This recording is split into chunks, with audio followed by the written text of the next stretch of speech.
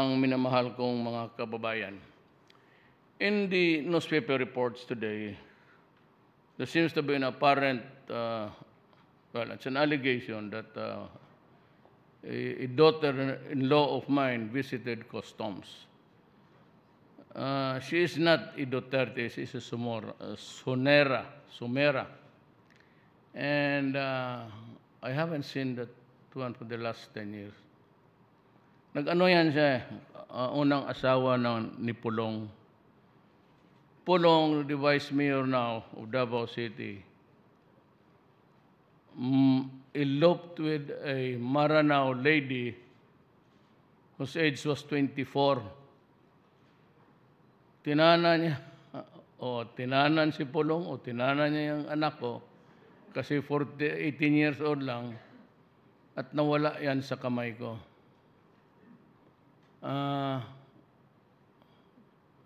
One of my sad events in my life because I never saw him for more than 5 years until yung nalaman ko na nagkaroon na ako ng apo. So I sought him out and made peace with him. Naghiwalay na yan sila. She is now married to a Sumera. And si Pulong naman, just like the father, married another woman for the second time. Pero ganun lang ang buhay. Na ito naman si Mans Carpio, ang tatay niya, kapatid niya si Ombudsman Morales, Carpio Morales. Ito, abogado ito. Long before yung mighty king, ang office nila ang nag-handle niyan. I don't know if Bebot Bello has divested his interest there, but sila yung mga puro Ilocano, Bebot Bello, marami yan sila. At ang anak ko was lawyering for the mighty king. Siyempre, piliin mo yung klienteng may pera. Pero sabi ko, kung hanggang dyan, okay lang, sabi ko. It's lawyering. Nobody can question us, and even I, when as a matter of fact, it is just part of our profession, our vocation as a lawyer. Alam naman natin yung mga abogado. Pero wala kaming tinanggap. At ang sinabi ko naman sa inyo, if any of my children, at right, sabi ko sa pingalanan ko na kaagad, si Mayor Sara, si Pulong, pati si Sebastian. Kung yan ang pumasok doon sa may hiningi na illegal or graft and corruption, I told you before, I am ready to step down as president. I will not hesitate and cling to power when it is no longer productive of me as a human being. Gusto ko lang malaman ninyo. Wala akong illusions dyan sa presidente. As a matter of fact, if I were to turn back the hands of time, I would have decided differently. Maybe. Yan ang ko. So, I am now scouting around. Yung PCGG kasi is focused on the wealth of Marcos.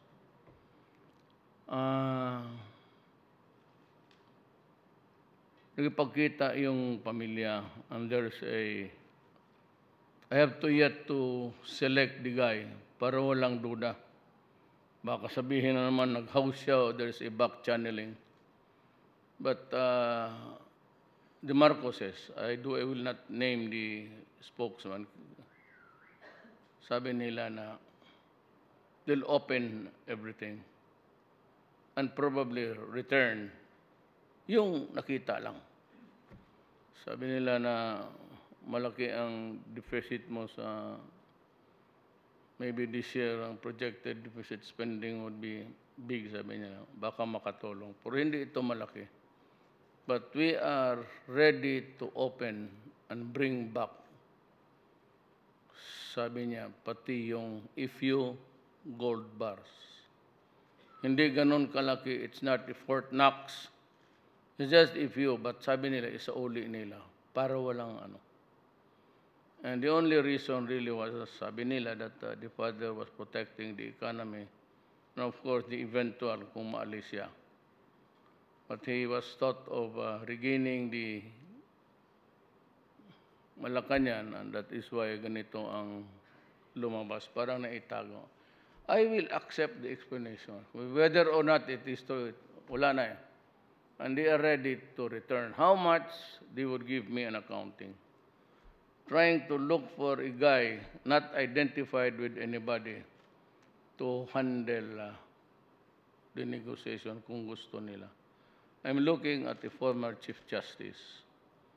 Sila na lang mag-usap. Then another CPA and maybe a representative of all that is accepted also by all. So that tatlong tao yan mag-usap sa kanila. And then they are ready. And I'm happy na we come with a clean breast. Make something that is really worthwhile for the Filipinos. Yun ang explanation ko. I do not have a daughter by the name of Lovely Duterte. Ang daughter-in-law ko is si January. I think she was born January. But she is not a Moro. She is a Christian. Espanyol nga ang salita. Ito naman kay Mans, I do not apologize for him because he's a lawyer. And every lawyer knows that. That's our job. The richer the client, the better. So you can die early or retire early. So yan po ang for today's consumption. But sabi ko, nilimit ko doon sa mga anak ko kasi wala akong control sa ibang tao. For example, just like my son-in-law was a lawyer, and it is perfectly all right for him to say anybody. I mean, if just going to the BIR in connection in the case of your client, I do not begrudge for that. Trabaho ko rin niya. We have to protect the interest of our client. That's our oath of office as lawyer. Ito namang babae yan pumunta dyan. Excuse me, she's not my daughter. Hindi ko manunggang yan.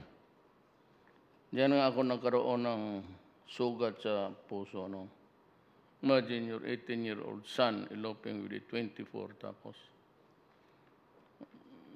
Manhirapan talaga, hindi katapos. Ang sabi ko, nilimit ko dyan sa mga anak ko kasi yan ang control ko. Mga anak ng mga pinsan ko, wala na ako doon.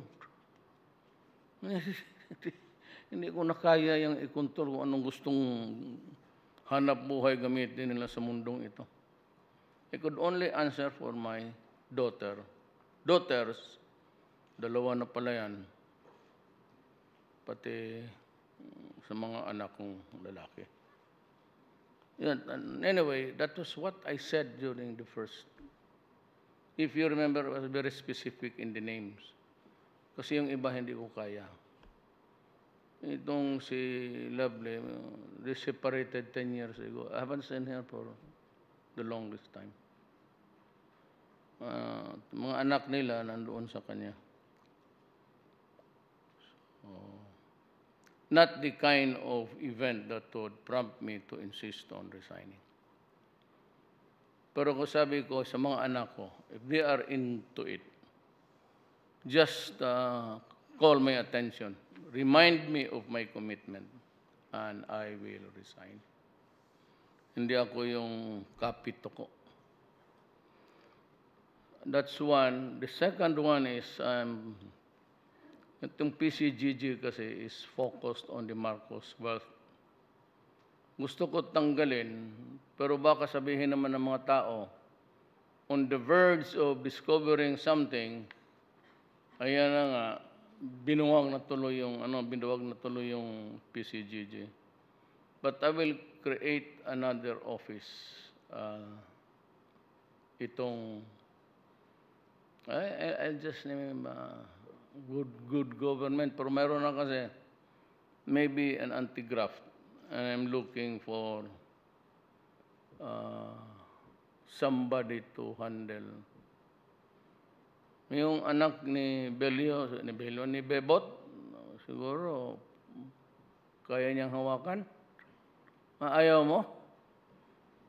I'm really looking for somebody. Kung may makuha ako na, meron akong gustong kunin, pero hindi na papayag yun. Justice talaga. 1 or 2 or 3. And maybe a lady na yung not identified with me, nor identified with the other group. I need somebody na kasi matagal si Justice Sereno made insinuations that siya yung tinuturo ko. Actually, none of the above. I was just generic yon. For those guys, sinabi ko na, well, I said there's a lady in, at ako naman, I rely on documents that are given to us here in the palace. I do not put a premium of truth in it, actually. But something that is transmitted to us officially. And if that is the situation, I have to make it public. I cannot make it a secret. Because then people will say, pinaalam namin niya, wala namang ginawa. But yung sabi niya na trips niya abroad, I don't know. What I gathered from the papers was that she was traveling first class.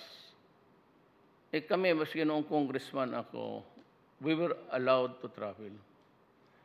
And ang pwede lang sa amin really is business class.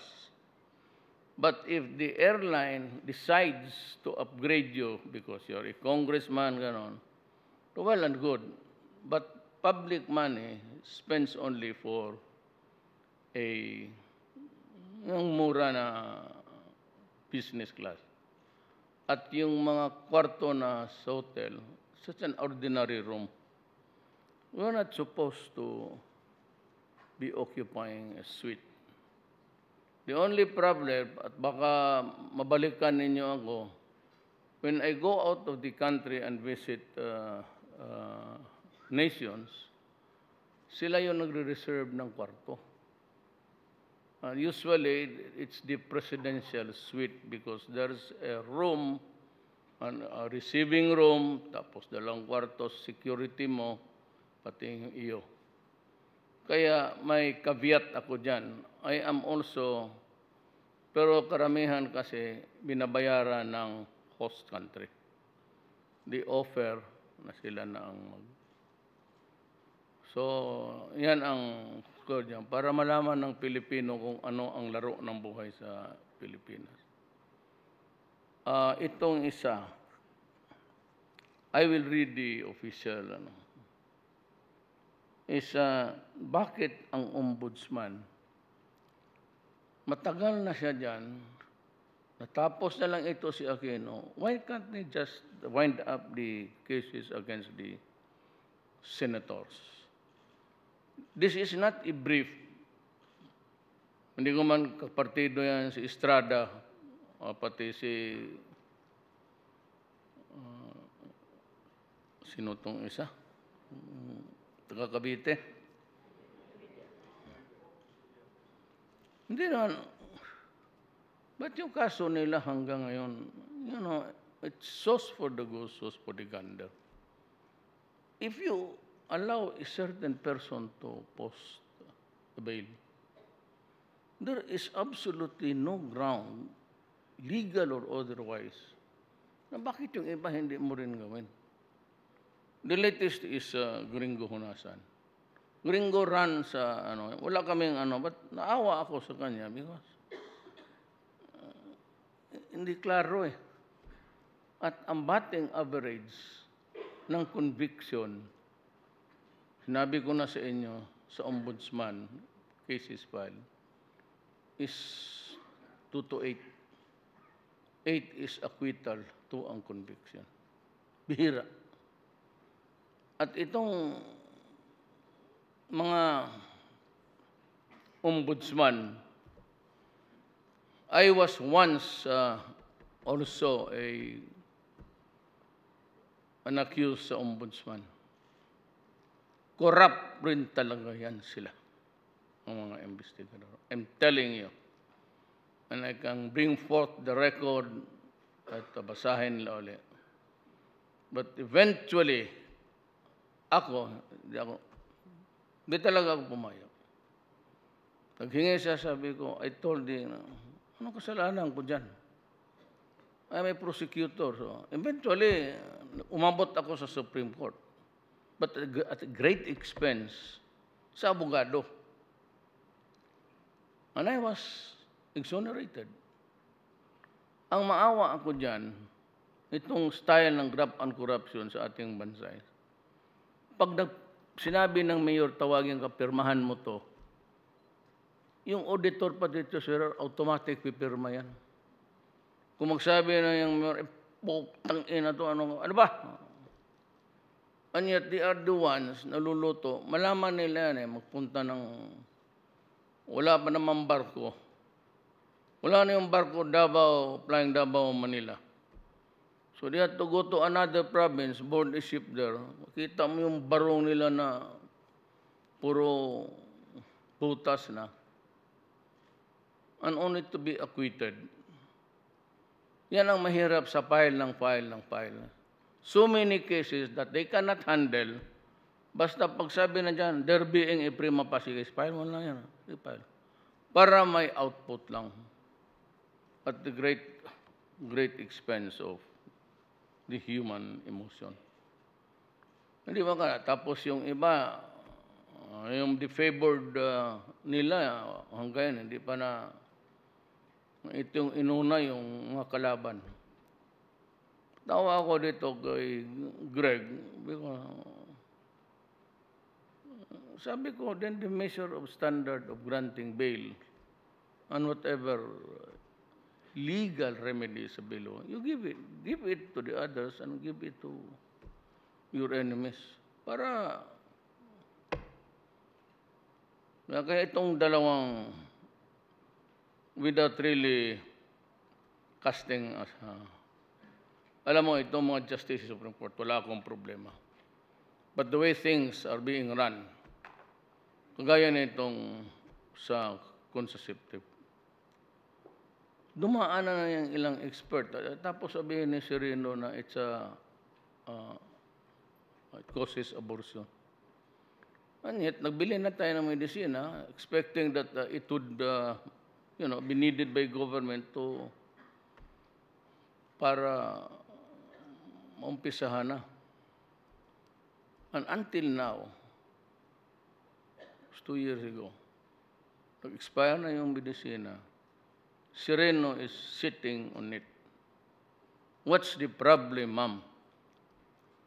Gumastos na tayo, bumili na tayong medisina, tapos nag-expire na lang,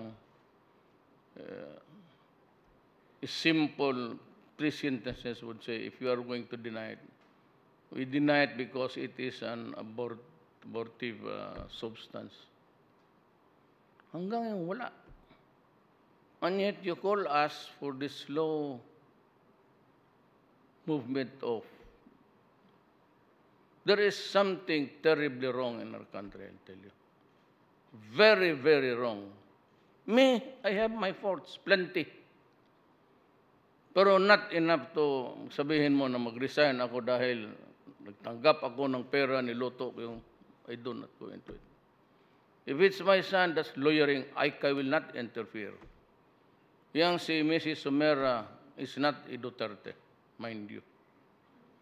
At ang sinabi ko na sa inyo noon pa, I can distinctly remember I said, if somebody goes to your office mentioning my name, dropping my name, consider the subject matter denied. And do not allow my son or daughter to enter into your office to talk about something. You can always stand up, open the door, and say, Ma'am, sir, Mr. Duterte, Mayor Duterte, the door is open. Kindly go out. Yan lang naman ang hini ko sa inyo. At sinabi ko, kung kayo yung magpayag, budyakan ko rin kayo. Bakit kayo pumayag? I will go after you for consenting to a corruption, not only by you, but including my children. Idemanda na ninyo. Wala akong pakialam dyan sa... I have sacrificed thus far to remain floating in public office now. I said I've never lost an election from the time I won the vice mayorship in 1987 until the presidency. Bakit ko sayangan yan? Ano ba naman ang gusto mo pang sa buhay?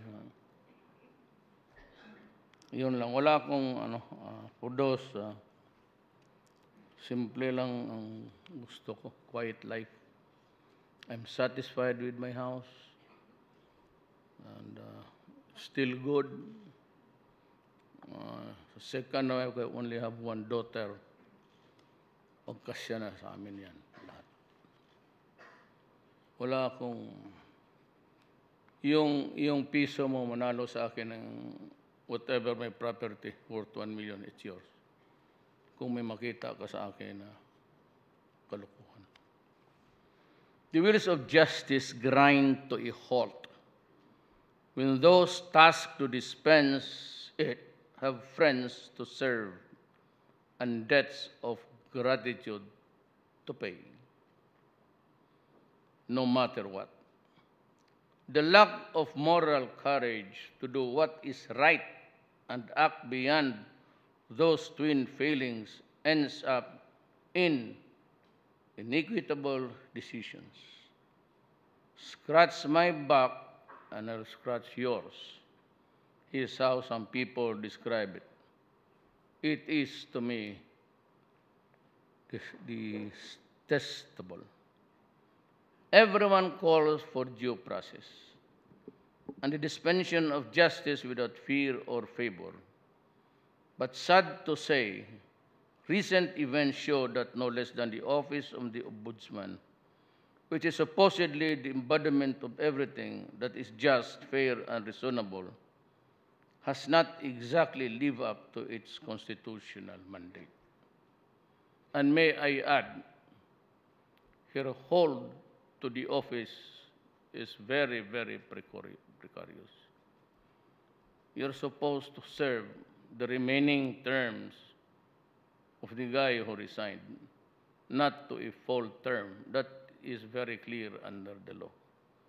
That it has not been questioned until now, I do not know why.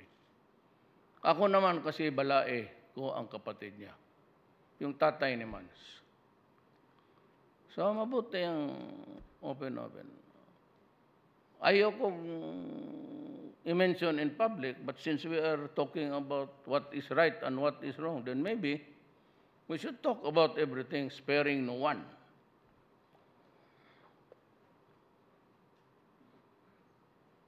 The Office of the Ombudsman rightly stresses the importance of due process of law. Yet it cannot act on complaints with the cold neutrality of an impartial tribunal, which is basically required in due process. It seems that the Office of the Ombudsman has mastered the art of selective justice. Harsh on some, soft on others, even when they all suffer from similar and analogous circumstances. Slow to act on complaints against the friendly, but quick to decide against perceived hostiles. The enemy of the ombudsman, ombudsman's friend is the ombudsman's enemy too. So it seems. This is how I see it from where I stand. When I took my oath of office in June 30, 2016, I said that one principle of governance I abide with in running the affairs of my administration is contained in the saying thus: I have no friends to serve. I have no enemies to harm. I am beholden to no one save my conscience. I can only wish that the Ombudsman would go beyond the friendship bonds and adopt the aforequoted principle as a governing rule in the performance of its constitutional mandate. I implore you, let justice be done. It is not yet late in the day to do that.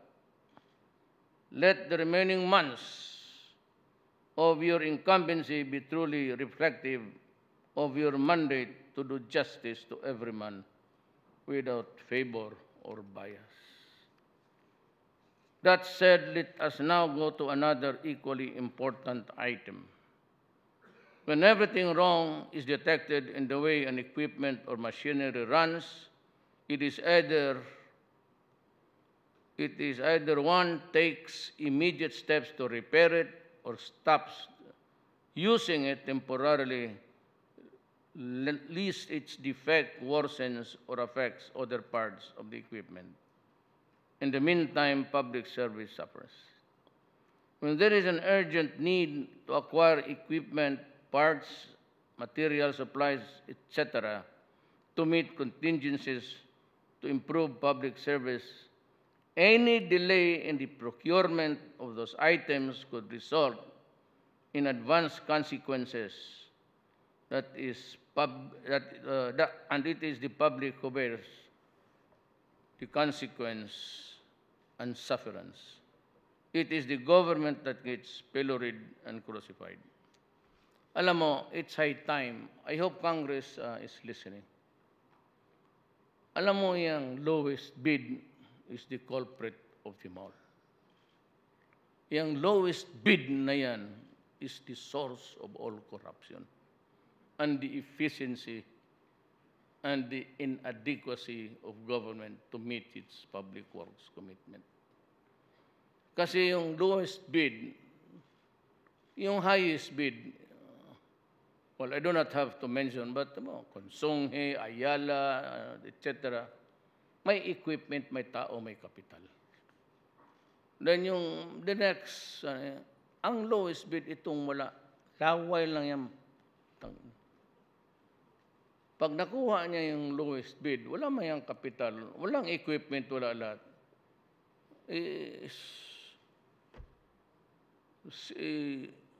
Subcontract niya yan.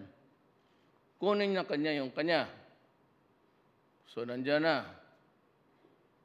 Kunin pa ng Office of the President, kunin pa yung technical, mayor, hanggang doon sa barangay captain. Pati barangay captain kasi magpirma ng public work. Doon nagkaletse-letse. So, yung 100 million mo, 40 million is about, yun lang ang babalik sa tao. Kasabi ko sa kanila, kunin mo. Alam mo bakit ganito?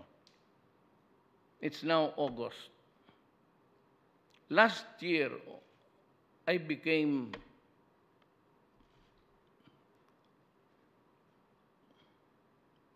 kunin mo yung resignation ni Inday Bong. Alam mo itong babae kong anak na ito. Baka gusto ninyo sabihin na gusto namin sa gobyerno. I took my oath of office June 30. So I reported August 1. August 5, pumunta na ako ng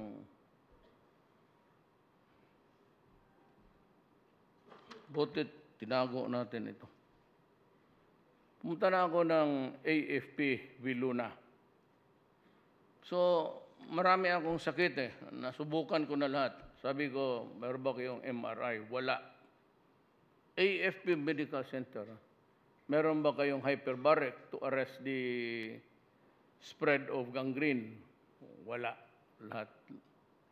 Sabi ko, sige. Ang good that si Sir Binjokno was there. He kept on nodding. Okay yan, okay. Lumaligaya ako.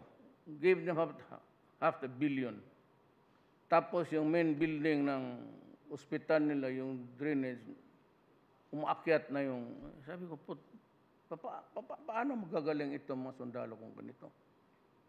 But that is why in my suna sinabi, if this is the way how you treat your soldier, can a Codita be far behind?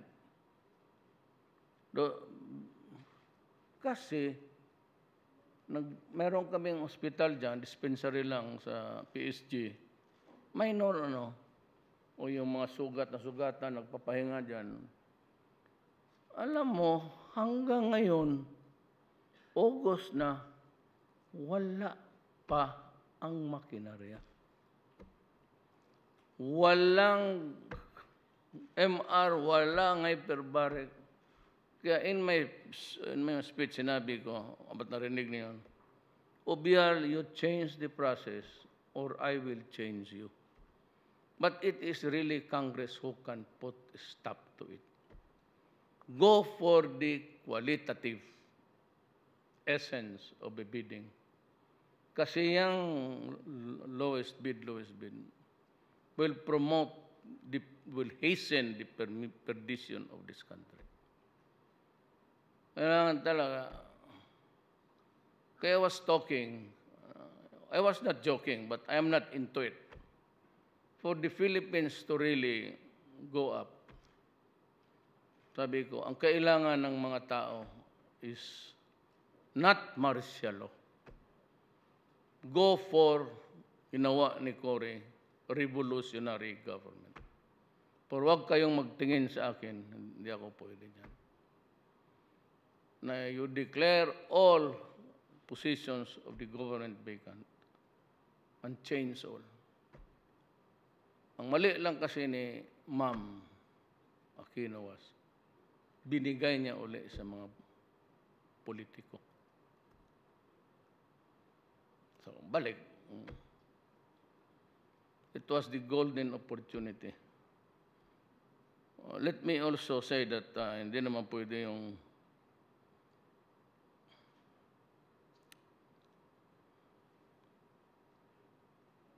that is why I say that when procurement laws and rules tend to unduly delay or derail instead of hasten the implementation of government projects or programs, then the time has come to change or amend them to keep in step with the changing times. Experience tells us that the lowest bid is not necessarily the best. And I'm telling you, as mayor for 22 years, congressman for 40 years, one term being the vice mayor of my daughter, talagang itong bidding is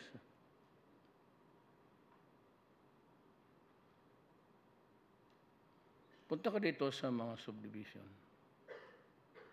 Ayaw kong ano yun kasi no offense intended. I'm just being factual and true to myself.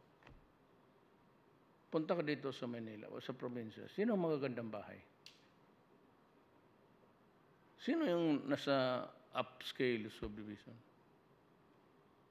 There's the customs and itong BIR. Wala talagang katapusan. Dito, magsabi na Duterte, 5 years lang. Kaya nga, experience tells us that the lowest bid is not necessarily the best. The quality of service, durability of materials, purpose of procurement, and the amount of the bid, though not the lowest, must go together. At first blush, the lowest bid may appear cheap, but on the long term, it can be more expensive than anyone could think of, could imagine. Nasabi ko kasi na hindi kami sa politika, pati ako. I and my daughter, nung last election, won. Inday Sara as mayor. On June 30, nag-oath ako, nandito yung mga anak ko, sila.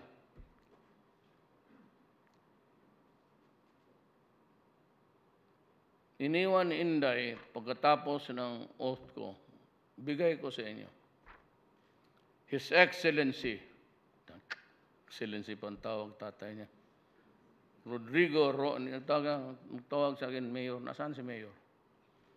Your Excellency Rodrigo Roa Duterte, President, Republic of the Philippines, Office of the President, Malacañan Palace, Manila. I hereby tender my irrevocable resignation as Mayor of the City of Davao, effective immediately. I cannot devote my full commitment to do my work, and I am unable to discharge the functions of the office due to personal and health reasons. Media can have this after. Kung sabihin ninyo, kami na nag-resign na, it took me several days to masimas lang. Pero yan, anytime pag napiste ang utak din, aalis siya. But then that is the only side of the situation. The other side is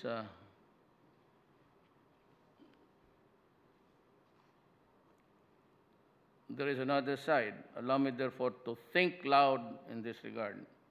Could it be that the problem is not really our procurement laws and rules, but the people tasked with their implementation? Other procurement laws are good, they say. It is therefore people charged with the implementation of those rules that is the problem. Stated otherwise, the problem is the singer and not the song. I have heard of one department whose goods, supplies, and materials are purchased mostly through negotiated contracts due to alleged failure of the public bidding, and that amazes me to no end. I was informed that some way or somehow some kind of arrangement or modus operandi, somebody pronounce it, if you will, is to contrive between members of the BAC on one hand and the bidder contractors on the other to manipulate processes intentionally make it public bidding fail. That resort to negotiated contracts that can be availed of. And this is where favored people and interests make their day, in conspiracy, of course, with department officials and BAC members. And this has to stop. One day, I'll catch up with you, God willing, if I'm around, and your heads will roll. Do not betray my trust. Do not betray the people's trust. Like someone wrote, once lost trust is seldom, if ever, regained. That is why I shall be creating an Anti-Graft Commission soon to investigate complaints of corruption in government. At ito is habulan ng panahon. I do not want investigations to last more than 1 month. If there's something wrong in the contract, you can see it diretso na. Problem is you have to file it with the ombudsman. And that is where the game begins again. Delay or others. I'm not saying that all. I'm not even saying, I could not say that morality is involved. But huwag kayong maniwala niyang ombudsman na yan. Dumaan ako dyan. Long time ago. Alam mo yung kalaban ko sa politika, demanda na demanda. But ako, wala ako, sabi ko, I'm not in the habit of anuhin ko yung mga kalaban ko. Sabi ko na, bahala kayo dyan. Ako patapos at nanalo naman ako. That is why I shall be creating the Anti-Graft Commission to investigate complaints of corruption in government.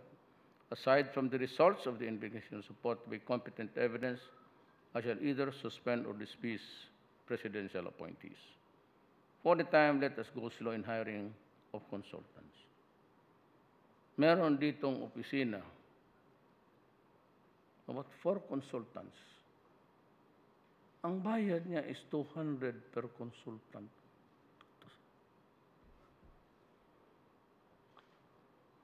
Tapos, siyempre may mag-intervene na Mariusep. Kakasabi ko lang yung sweldo ninyo, pati ang magdaan dyan sa Malacañan. It's either joke, no, sunny, and what, 4 consultants, 200,000. Mas malaki pa sa sweldo ko ang buang Mariusep. Kung ganon, hindi na sana ako nag-presidente, nag-consultant na lang ako. We have experts in government from whom you can consult when you need arises. Avail of their expertise, seek their assistance. But if you cannot really avoid hiring consultants, then it would be good if you moderate their fees. Excessive fees cut into the budget. Be careful with public funds. It is not money that you are at liberty to spend at the people's expense. Let me end by welcoming you into the administration. I expect to work with all of you up to the end of my term. Wala ho akong sa inyo. I mean, this far, I think we're good. But sinabi ko lang talaga sa inyo na ako yung medyo sa talagang matindi ako dyan because I was once a fiscal, a prosecutor. And I was also one of the 2 tanod ba yan, the predecessor of ombudsman. 2 lang kami sa Mindanao. I was one of them. Kaya ako yung umiikot ng Mindanao, nagpo-prosecute ng kaso. Kaya ko talaga iniiwasan ko yan kasi nakakahiya Titindi ka dyan, babasahan ka ng demanda ng pagnanakaw. Ako naman kung hindi totoo, but it's a very humiliating thing. And I dread the day na ako rin. Kaya maingat ako sa mga ganon. Itong mga tao talaga malalakas. And ang problema kasi, hindi kayo. They enter government service for the comfort of it, the money. So, nasa inyo yan. Noble is here.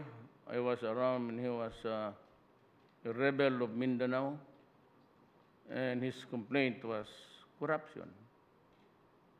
Danny is here. Nagrebelde sila because of corruption. Kaya kinukuha ko sila, sabi ko, tumulong kayo. At baka, ito kasi demokrasya, hindi ko solo. But if you are, at least there will be mitigations in how the money of the people is spent. Ako nag-divulge na ako ng I said, I repeat, that lovely Sumera is not my daughter-in-law. Mans, the husband of Inday, is a lawyer. Hindi wala tayo kasali dyan. Basta kami mga abogado. Pag abogado ka, lawyering, it is not part of the problem. It is part of our democracy. Yan ang istorya niyan. So, kayo, inasahan ko naman kayo at sana magtulung-tulungan tayo. Ayaw ko talaga yung corruption. Bahala na bumagsak ako. If there is a ground for having more than 2 wives, then I'll plead guilty. I will not wait for the impeachment to succeed. I will cause its failure by just going away. Yan ang... So, Dan Noble, welcome to, then you'll find out really how we can improve. At least, wag na lang yung ano, na yung pera ng gobyerno hindi ma-dissipate. Ma'am, ano bang trabaho mo bago? Kasi naghahanap ako ng may mabakante. DSWD is vacant. Hindi ako hindi galing sa akin yung sabi na ginamit yung pera ni Tigualo. We did not. Dumating yun sa kamay ng mga congressman, sa mga, well, of course, from military maybe. But hindi galing sa akin yun. Otherwise, I would not have reappointed her. Kasi doon sa kampo ng NPA, may nakuha silang yung mga envelope na doon nakapasok yung pangtawid. Ako naman sinabi ko naman to. Let me be very clear. To the communists, makinig kayo. Wala akong pakialam kung yung pera nakatanggap NPA na mahirap o law-abiding citizen sa barangay na mahirap. Puro yun ang kailangan ng kain. I don't give kung ano ang ginawa nila sa pera. Ang akin lang sana, huwag ka magbili ng bala, pati baril. Ba't sa liit naman na bagay na yan, ibigay mo sa mga mahirap? Panahon pa ba sila mag-isip niyan? Kaya, Secretary Tigualo, you're barking at the wrong tree. That is what I told the military. I'm not so concerned about money reaching the hands of the NPAs, especially if that money bought something to eat. Wala ako dyan. Pero pagdating na, nagpadala yan doon sa, nagkalat yan sa Congress. Wag mo akong, sa akin okay lang. Because I used to do that when I was mayor. Maghingi ng medisina, maghingi ng pagkain, pinapadala ko. Nga, magbili ka ng bala, pati baril, problema mo yan kung patayin ka ng sundalo. Gano'n, marami kasing lumalabas na hindi nga tama. Wala ako. Basta ako, Pilipino ka, period. Pilipino ka, gutom ka, o sige, may pagkain. Pilipino ka, doon ka sa komunista, magbili ka ng bala, kung pinatay ka ng military, problema mo yan. Ganoon kasimple ako. And I have to defend this, my out of office, and everybody else is here, is simply that you have to protect the people and defend the integrity of the Republic of the Philippines, period. Wala na yung martial-law na yan. Means nothing. Ako, my advice to a president who wants to change, do not go for martial law. Gawain lang issue. Go for a revolutionary government para tapos lahat. Ngayon ka na, kung magawa ni Cory, bakit hindi mo magawa? Bakit? May monopoly ba dito sa pagmahal natin sa bayan? Yun lang, I've taken most of your time this afternoon, but I have to explain my position to. Otherwise, mahirap yan mula ang kinang believe sa inyong appointing power. Otherwise, I think you'll not be working for me. Salamat po. Thank you very much, Mr. President, for your message.